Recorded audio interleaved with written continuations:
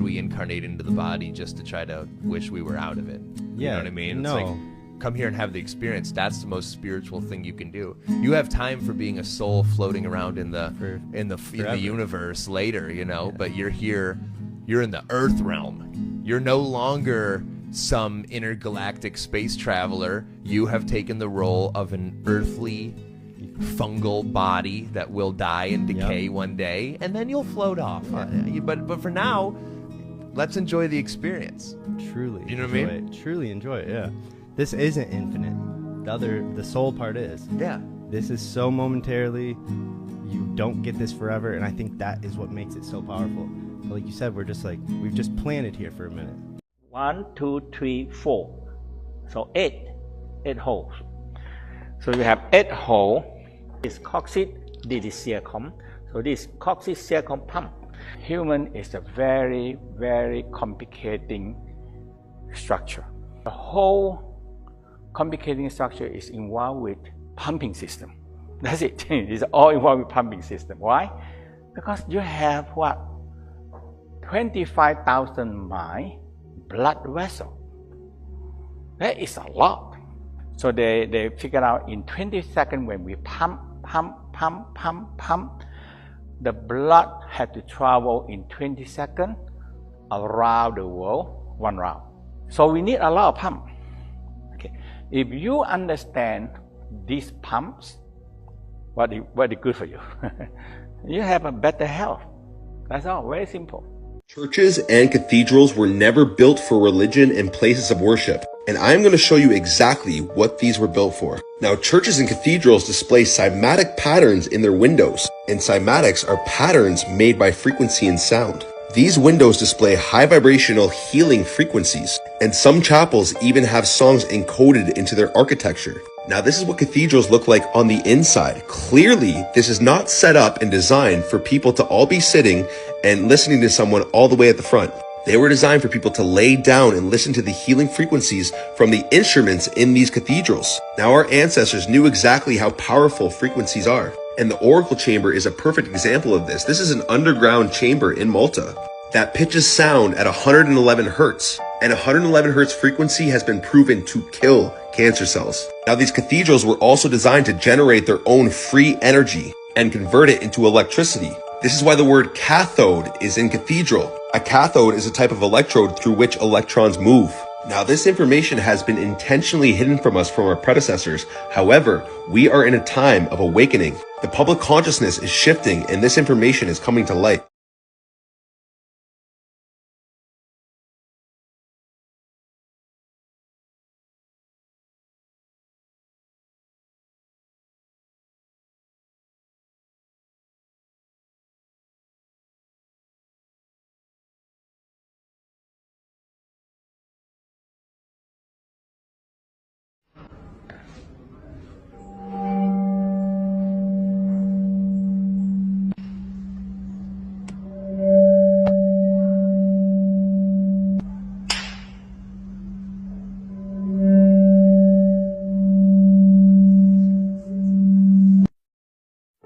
And that sound and that feeling, that is the frequency and vibrations.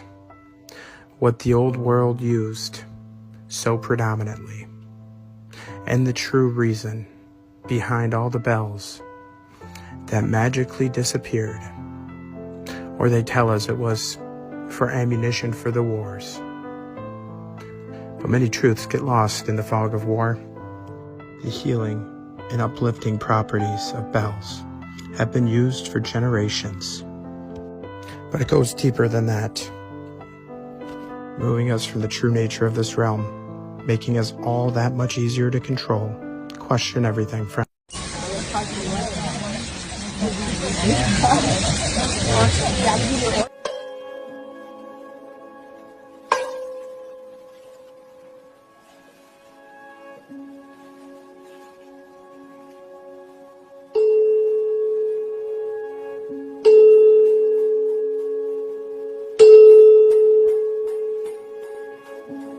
demonstrations and experiments to perform by gluing a mirror on the end of a tuning fork. If you shine a laser light on the mirror and then wiggle it around when it's struck, you'll notice that you get the sine curve. That's right, the tuning fork is vibrating in a sinusoidal pattern. Combining two tuning forks and pointing them at perpendicular angles, you can generate the original Lissajous figures. Learn today. Listen to the woman who wrote The Matrix and the Terminator. Well, that's what the Matrix is about, to wake you up from the Matrix, to get you out of the illusions and the lies and the ignorance. So it's not dangerous for me because that's my job. That's what I came here to do. That's why I wrote the Matrix and Terminator, to wake people up so they can move on to greater, better things. Yeah, but the Terminator is the prequels to the beginning of the Matrix. Sarah Connor is actually Neo's mother. So JC, John Connors, Jesus Christ, grows up to be Neo, one and the same in the Matrix. The Matrix is in the future. The Terminator is the past. It's time travel, past, present, and future time travel.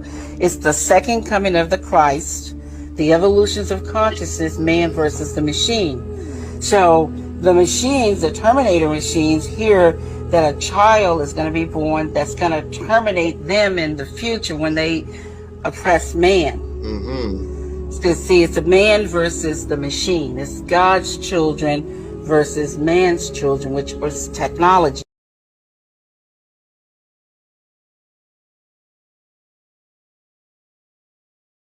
The whole thing's so stupid. Just stop and think how stupid that is. Christianity, at the end of the day, with no proof, everything is mythology. Everything, with no proof. Unfortunately, a lot of very intelligent people, they dismiss all of the positive aspects of religion because they think that the stories are mere superstitious fairy tales, that, you know, they have no place in this modern world, and, you know, we're inherently good and your ethics are based on your own moral compass and we all have one, and that's not necessarily true. We need Jesus. I think, for real. Like, if he came back now, it'd be great. Like, Jesus, if you're thinking about coming back right now, now's a good time. Yeah, pretty soon. Yeah. Now's a good time.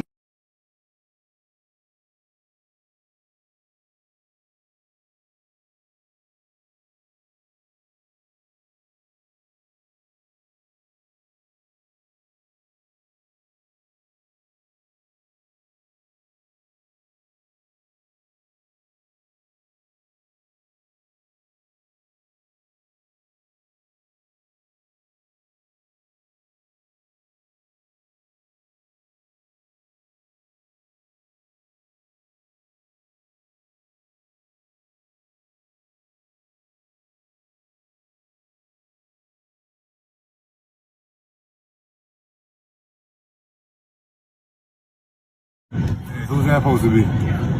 It's Jesus. It's crucified Jesus. That's what he looked like? I thought he was black. Yeah, no, for everybody. Where did it say he was white? He was Jewish. He was from, he spoke Aramaic. He was from the Holy Land. Oh, they're white over there? What? They're white over there? They're a little bit more tan, probably. More tan? He ain't a tan for sure.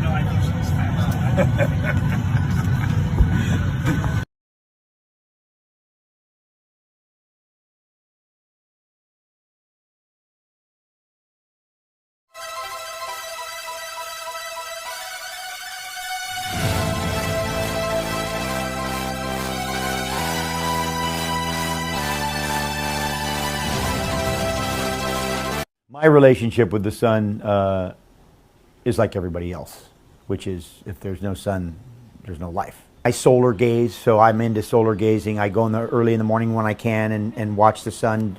It affects my whole system. I don't use sunscreen, never have used sunscreen. I'm not a big fan of sunscreen because it's stopping my ability to absorb the sun. You just know how it affects you. If it's rainy for 3 weeks, I can tell you, like, when I go get in a blue sky with the sun, I'm like, oh yeah. Well, it's like I bathe in it. So it's the sun is, the sun's the king. I told somebody, I go, take a plant in the garden, spray it with sunscreen for a month, and then see what happens. The thing dies. And I go, you think you're not as connected to the sun as the planet is? Are you crazy? I mean, we have all these diseases that you get when you're not in the sun, besides depression. I mean, we have actual sicknesses that are from not enough sunlight. We're all connected to the sun, and we all should have a relationship. You know, they say that we're the first culture in history that doesn't worship the sun. We fear it. We hide. We put sunscreen. We're crazy.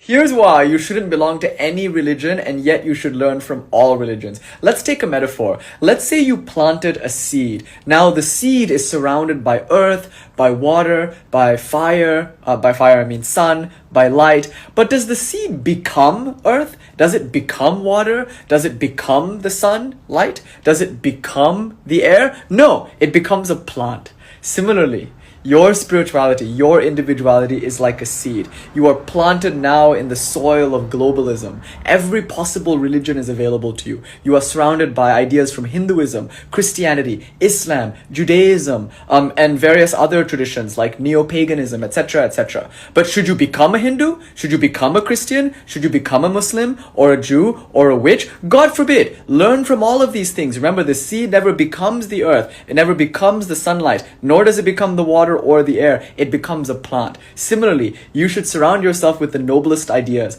Take what works from one religion, leave out the rest. Take what works from another religion, leave out the rest. And put all of this together to articulate a path for yourself. Ultimately, there are as many religions in this world as there are people. There are as many paths to God as there are people. Why belong to any one religion? You are a seed. Your purpose is not to become these things, it's to become a plant. May you grow and become the full bloom, the tree of enlightenment, laden with the fruits of compassion, devotion, knowledge, and renunciation.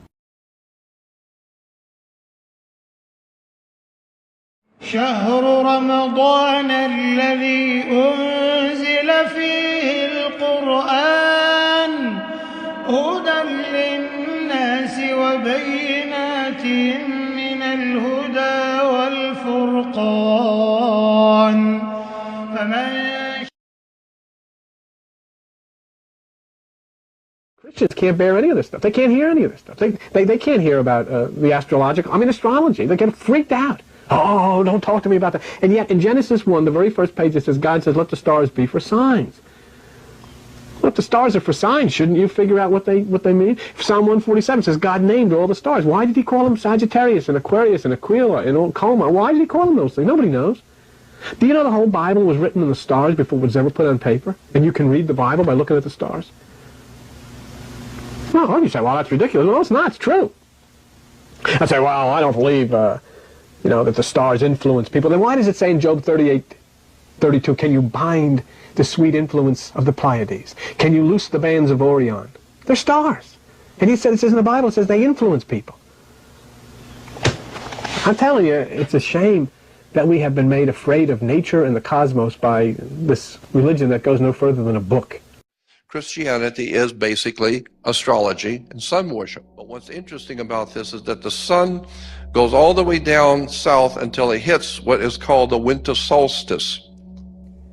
And that's on December 22nd, the sun hits the lowest point on the sky in the south on December 22nd. It's called the winter solstice, the beginning of winter. And for 3 days, the United States Navy will show and explain it to you that the sun comes up for 3 days, 22nd, 23rd, and 24th, on the same degree. It doesn't go any further south, and it doesn't come back north. So the ancient people said that the sun was alive. He was the lion of the tribe of Judah, Leo. He got the kiss of death from Scorpio, and now he is 3 days, he's not moving at all. So therefore he's in his tomb for 3 days. Then on the 25th of December, the sun moves 1 degree northward. Therefore, it came back to life. So now we celebrate God's son being born again. He's born again. When? On December 25th.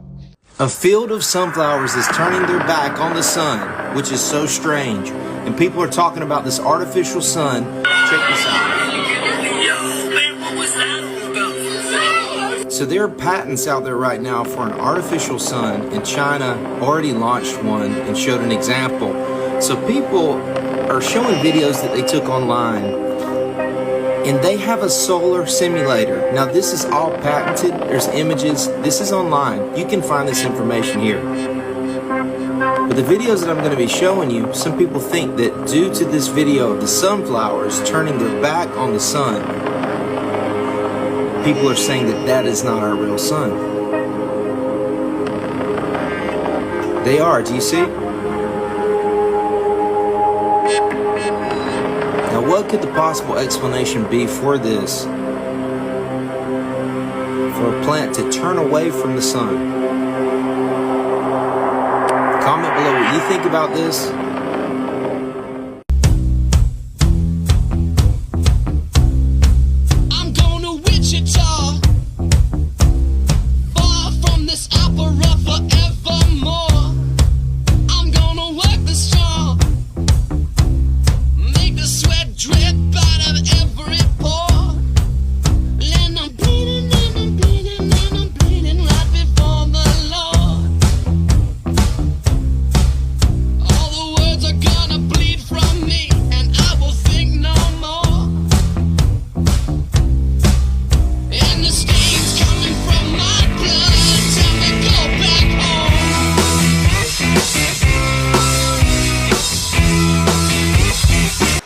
Archbishop, you knew it was a crime for an adult to engage in sex with a kid.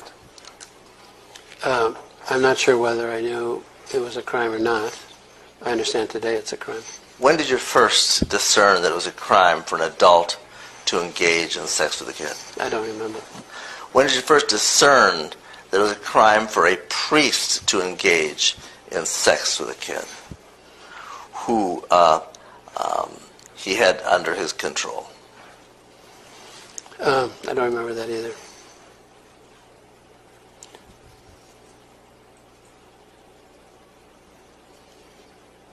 Do you have any doubt in your mind that you knew that in the 70s? I don't remember if I did or didn't.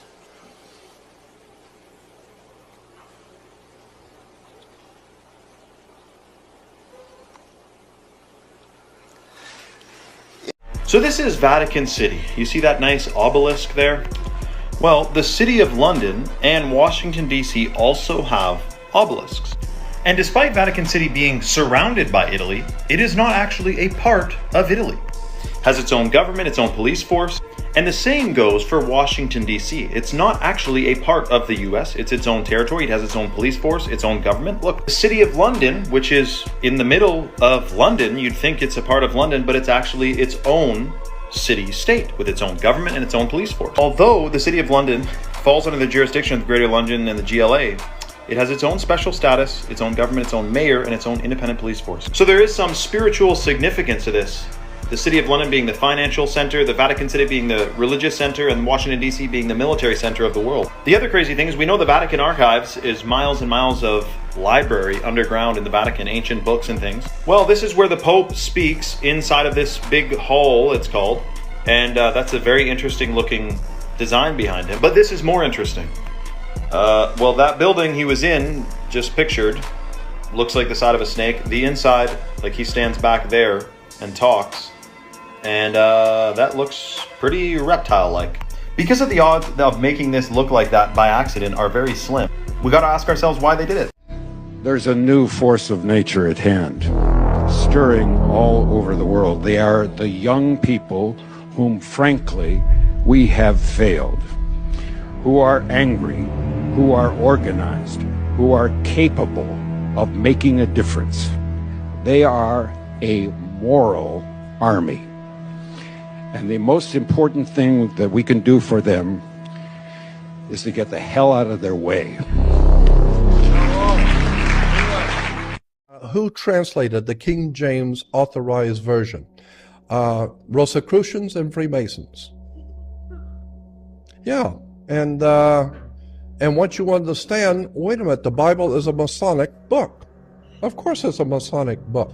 How many people know that the symbols in Islam are taken directly out of the Old Testament Bible? And that Mecca is the black cube of Freemasonry. Mecca is a black square. Look it up. The planet Saturn. Saturn was referred to as the black cube. And the more they pray, the more blood is spilled. The more violence and bloodshed builds each day. It's getting worse and worse and worse. And the more they pray, the worse it gets.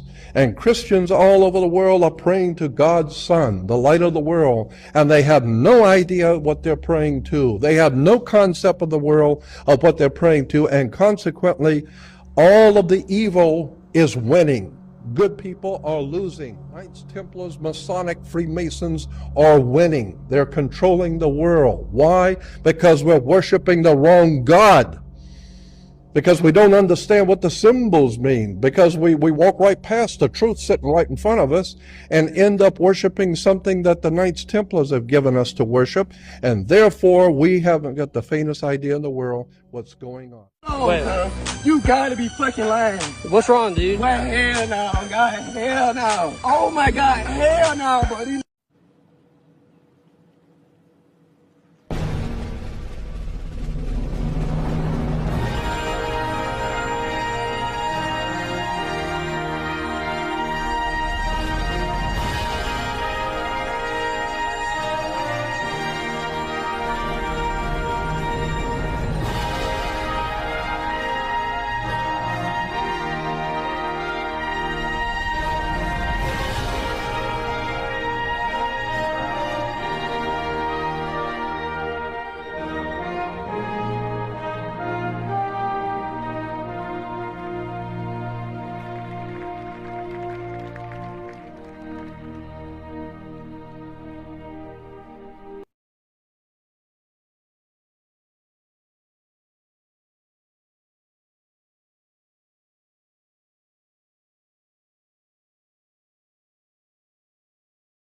The Roman Empire didn't disappear. It reorganized itself into a church called the fucking Vatican. And the Vatican set up fucking churches all over the world. And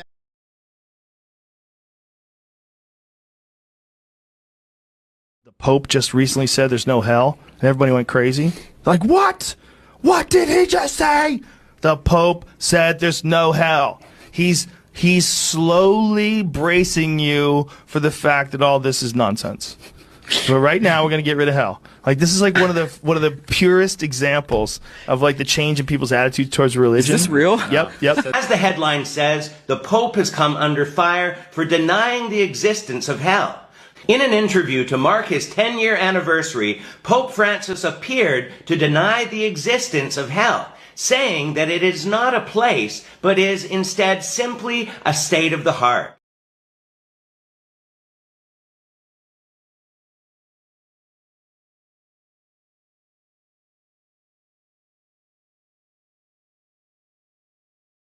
Mark Zuckerberg's transformation is more than just a new look. It's about the Roman Empire. Let me explain. I'm an art historian who's obsessed with popular culture, and I love breaking down and analyzing every day unassuming images to try and get a sense of everything that they're communicating to us. This is a screenshot from a reel that Mark posted a few days ago that had to do with the launch of Meta's new and improved AI. I think it's an update called Llama 3.1, but what I was really interested in were three things. 1, this text on his t-shirt. 2, this necklace that looks like a piece of ancient Greek or Roman jewelry. And 3, these little maps behind him, which I believe are one of every state. Let's talk about the text on the shirt first. This is an excerpt from an inscription written by the Emperor Augustus, who's the first emperor of Rome, called the Res Gestae Divi Augusti. I feel like I'm in Game of Thrones. I really hope I pronounced that right. So anyone who took Latin, speaks Latin, please correct me. And it is a first-person retelling of his entire life and, more importantly, all of his accomplishments. Like, we know that men are obsessed with the Roman Empire, but this is next level. As Zuck is literally explaining his new big accomplishment, AI, then I found his necklace. It's a ruby gold chain by a jeweler who makes ancient inspired jewelry. And the maps behind him of America are really giving world domination. So he's essentially comparing himself with Augustus. And that's my Roman Empire. The Grey Pope is Pepe Orsini. He trumps the black, he trumps the white Pope. The Grey Pope is Grey even Pope. higher than the black and the white Pope. The Orsini is the Maxima family. They are the maximum family. They are on top. And somehow they've trumped the Colonna and the Farnese, which I know without any doubt through all my studies that they are the three most powerful Illuminati. What about Rothschild and Rockefeller? Well, they are Orsini. They just changed their name. Rockefeller were Rothschilds. Rothschilds were Orsini. Orsini were a family which have their blood lines in Babylon and Egypt. They tell you that. You read their biographies, they'll tell you that. We go back to Nimrod, they tell you that. The Rothschilds say that. We go back to Nimrod. How? Through the Orsini. So Rockefeller, Rothschild, Orsini, and then you go back to the Persian and Egyptian dynasties. How many Master Masons know that there are Satanists among them?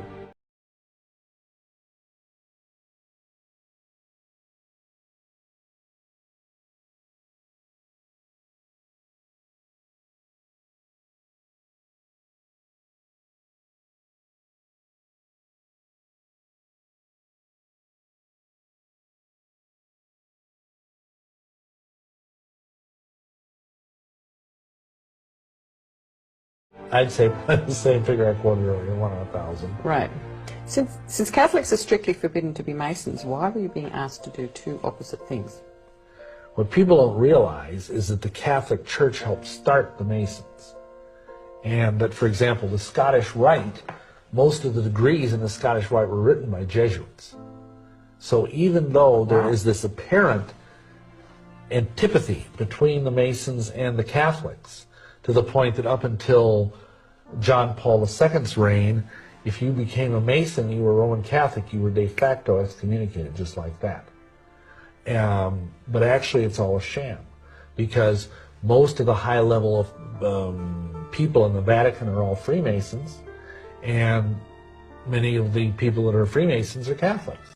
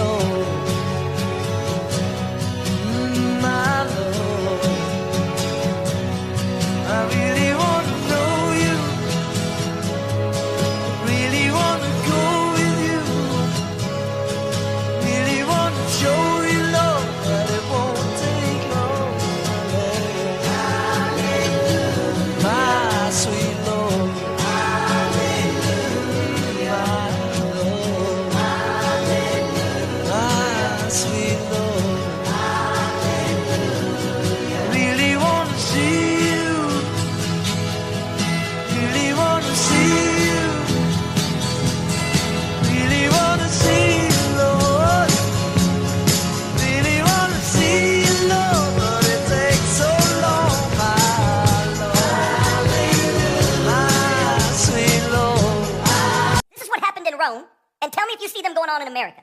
At the fall of Rome, over half of Rome was living on doles, or government assistance.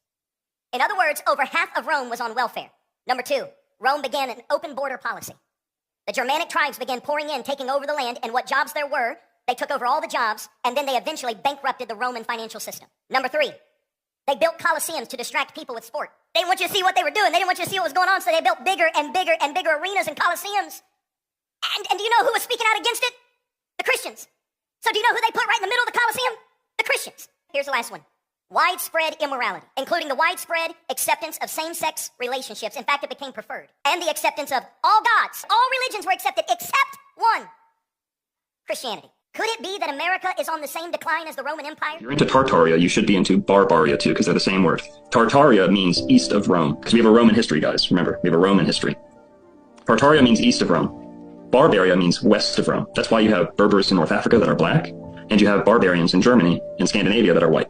It's a Roman perspective to history.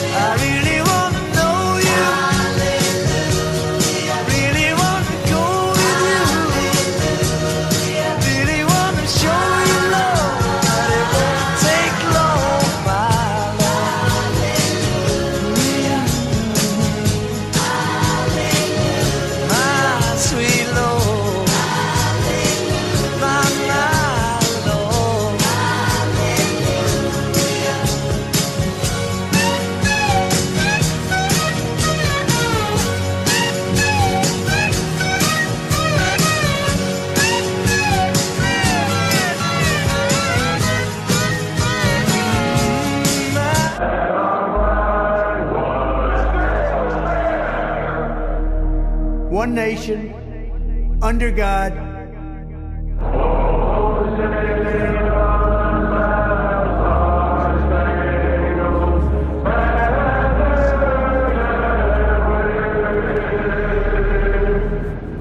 Indivisible, with liberty and justice for all.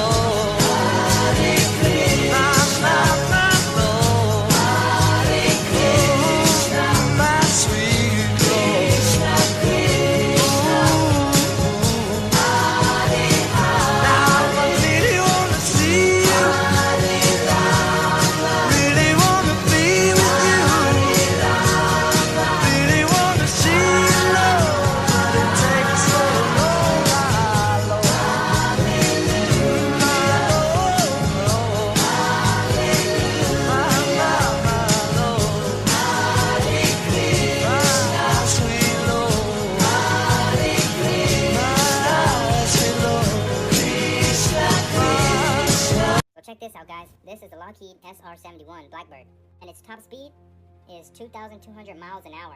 Also, the SR-71 can fly at altitudes above 80,000 feet. Let's just think about it for a minute. If the Lockheed can go over 2,000 miles an hour, how much curvature should it account for to stay at the same altitude? So again, its top speed, 2,200 miles an hour, and let's just say there's 2,200 miles between point A and point B. That means that there would be 570 miles of curvature drop between the 2 points of reference.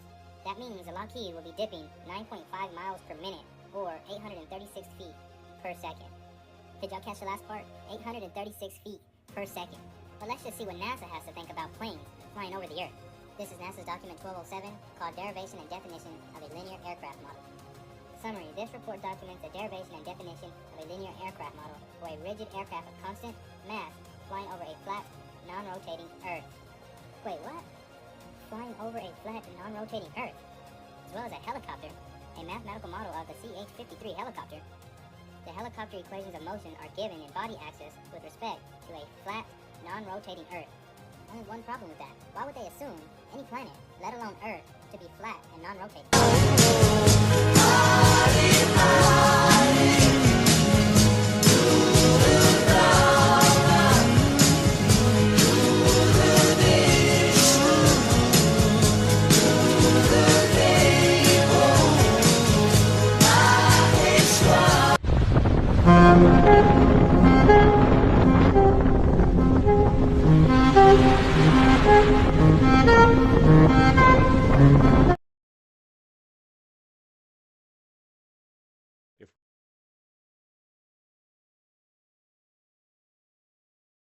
If we are in a simulation, that there's an underlying master plan of some kind.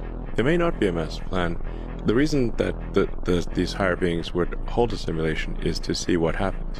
They don't know what happens. Otherwise, they wouldn't hold the simulation. So when humans create a simulation, so SpaceX and Tesla, we create simulations all the time. Especially for the rocket, you have to run a lot of simulations to understand what's going to happen, because you can't really test the rocket until it goes to space, and you want it to work. But we run the simulations to see what happens. Not, if we knew what happens, we wouldn't run the simulation. So whoever created this existence, they're running it because they don't know what's going to happen, not because they do.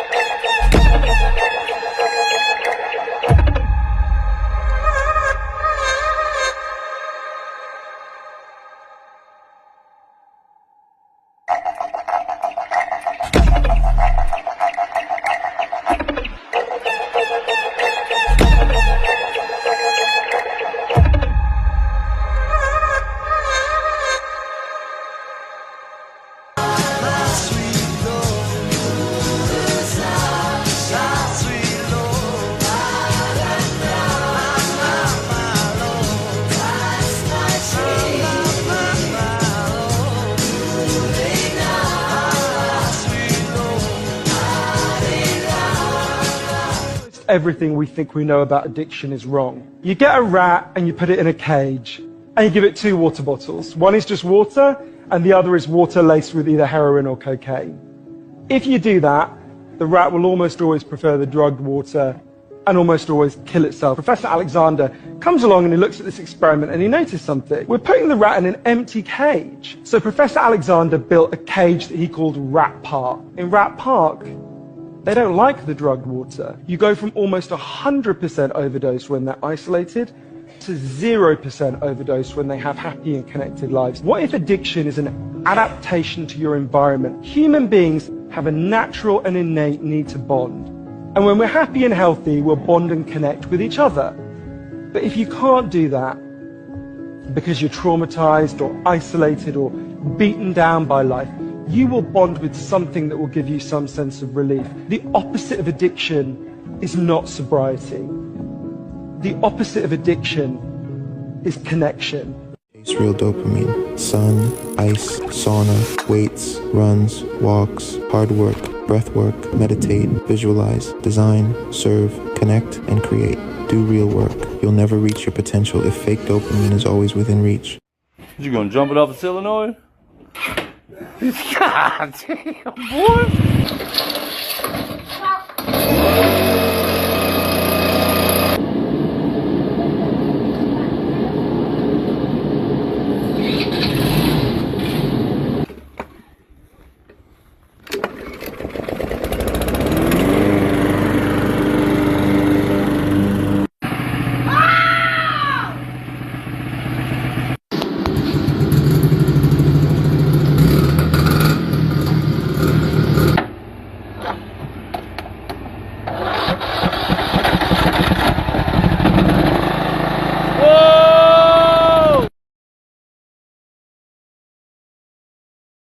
Historical facts that will distort your perception of time. The cowboy era and the Victorian era took place at the same time. Machu Picchu and the Sistine Chapel were built just 33 years apart. Abraham Lincoln and the samurai era took place at the same time. There were still woolly mammoths roaming the earth when the Great Pyramids were under construction. Cleopatra was alive closer in time to us today than she was to the pyramids' construction. The city of London is 1,500 years older than Genghis Khan. The Ottoman Empire was still around when Walt Disney released his first cartoons. The Eastern Roman Empire fell just 39 years before Columbus discovered the Americas. Saturn's rings did not even exist when the Stegosaurus was roaming the Earth.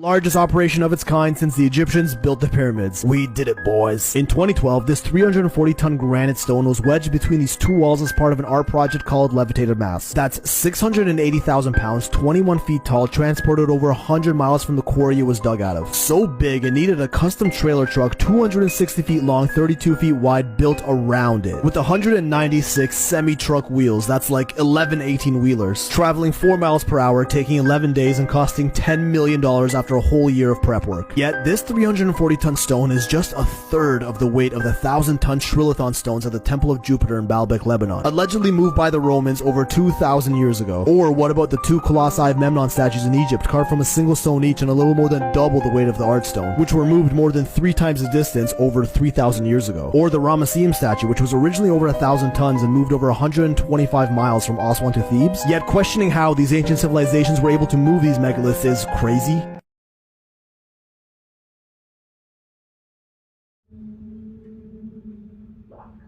Water, Mr. Rango. Water. Without it, there's nothing but dust and decay. With water, there's life. Look at them. So desperate to live, they'll follow it anywhere. That's the immutable law of the desert. You control the water, and you control everything. But I don't have to tell you that, being a true man of the West as you are. Oh, yeah. The West is the best. This is from my private stock. Vintage rainwater from the Great Deluge. Oh, not Noah's deluge. Good heavens, I'm not that old. I guess power has its privileges. You make a good point, son. But with privilege comes responsibility. Hell, I was mayor here before there was a dirt. And I may be just a sentimental old turtle. But I think there's a future for this town, and I hope you'll be part of it. To dirt. To dirt. You see them, Mr. Rango? All my friends and neighbors. It's a hard life here. Very hard. You know how they make it through each and every day? They believe. They believe it's going to be better. They believe that the water will come. They believe against all odds and all evidence that tomorrow will be better than today. Right here. Ready? Flick away the 6-point star. Right now, they believe in you. Picked up the 5-point star. Pick it.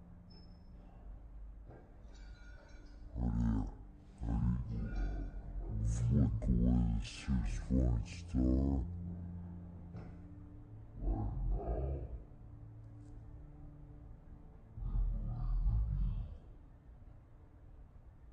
Picked up the 5-point star.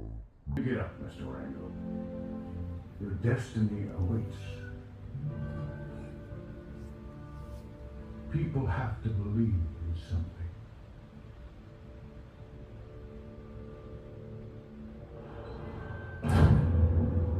It's almost noon. Is everything ready? Yeah, but he might be a problem. He's not a problem, William. He's a solution. It just don't make no sense. This whole town is drying up, and the mayor is the only one who don't seem to be affected. Didn't that make you just a wee bit suspicious? And what about that water I saw out in the desert? All right. No need to incite anxiety. I'll inquire about the mayor. But if you really feel there's some conspiracy occurring, I suggest you take it up with the new sheriff.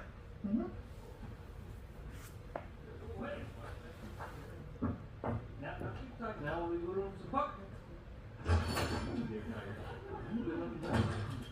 You got French cups again? Excuse me, Sheriff Rango. I want to talk to Hey, you. Beans, what do you think of the new guy? I got a 10-gallon hat marked down from 15. That's nice. Isn't that Angelique? Hello, Beans. Hello, Angelique. Now, who's truck? Excuse me, Mr. Rango. I will blow that everything right off your face! I was just thinking that Oh, you want the old John Hancock, do you? Well, here, Sheriff Rango, this is a social call. Oh, I know all about the old shindig this afternoon. I ordered myself some right fancy duds. I'd like to follow Mr. Rango. You too? No problem. Here, let me just...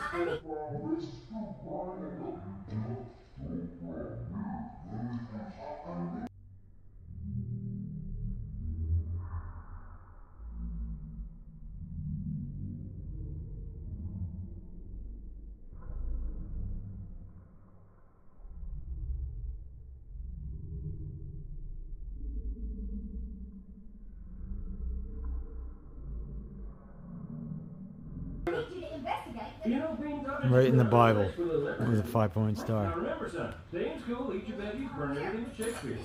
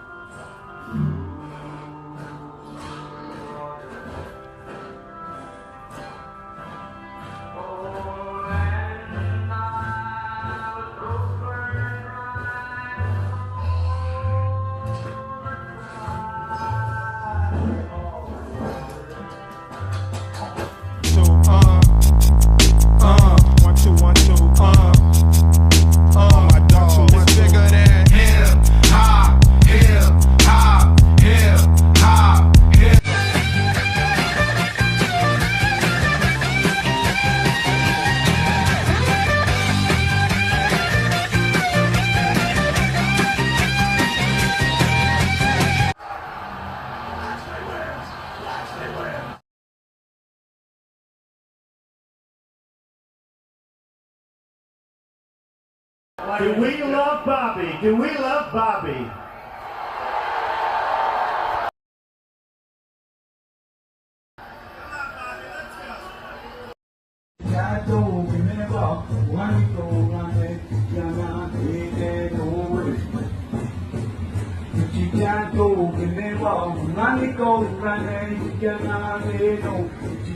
Go,